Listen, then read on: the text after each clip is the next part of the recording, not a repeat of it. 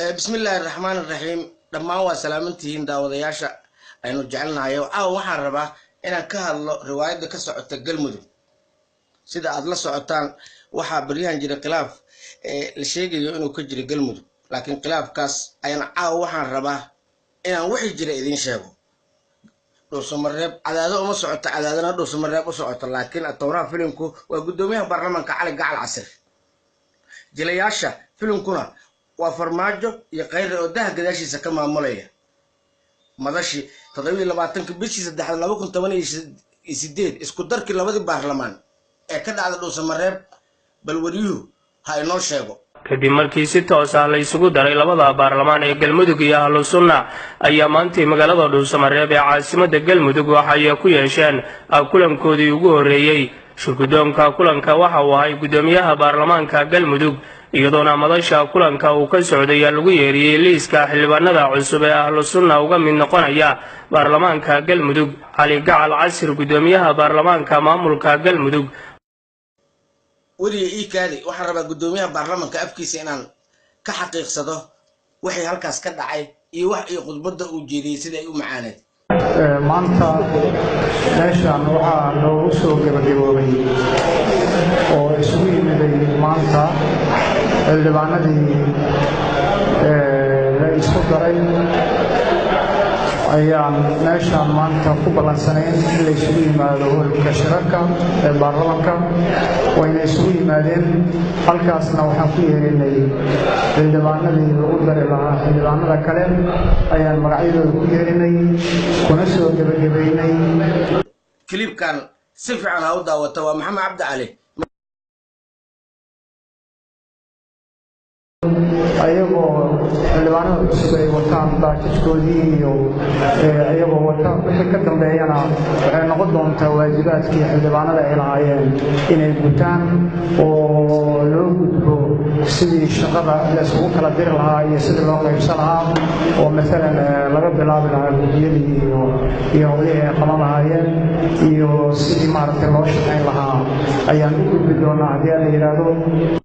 aad noo sheegtay baarlamaanka in la isku daray laakiin wax xiga waa dastuurkii foomka ay buuxinayeen iyo gudiyadii la dhisayay Galmudug banaanka ayay soo istaagtay xildhibaanadina waa isbarteen oo waa isdhexqaadeen kabacdina haddii alla laga helo inay isu yimaadeen xildhibaanada kulligood ayagoo xildhibaanada cusub ay wataan baajidkoodii iyo ayagoo wata wixii ka dambeeyana waxay noqon doontaa waajibaadkii xildhibaanada ay lahaayeen inay gutaan saaca habeenimo telefoonno kaaga yimid madaxtooyada Soomaaliya xamar ayaa u duushay farmaajo ayaa la afurtay qayrana waa la saxuuratay barnaamijka budburintii Galmudug ayay ku soo dhiibeen cadaadada timid kadib maxaa dhaca gudoomiyaha cadaadada maalintaas ka soo degtay sida ay ballan qaadeen madaxweynaha dawladda federaalka ah Maxamed Cabdullaahi Farmaajo iyo madaxweynaha dawlad goboleedka Galmudug labaduba ay ballan qaadeen in baarlamaanka Galmudug uu ku shaqeeyo cadaado tii ayaan ka jawaabaynaa maanta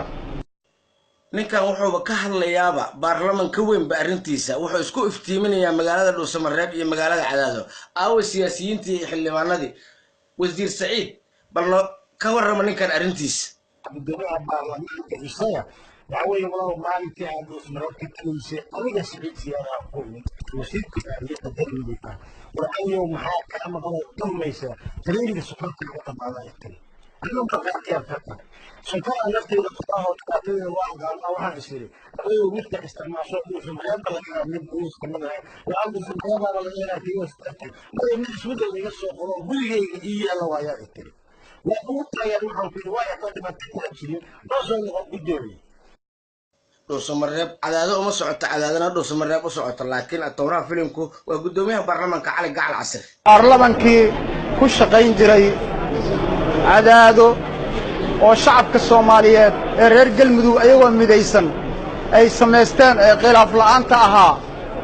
ma doonayno mid khilaaf keenaya reer Galmudug ee lagu aasaasay cadaadada muddada ku shaqaynayay iyo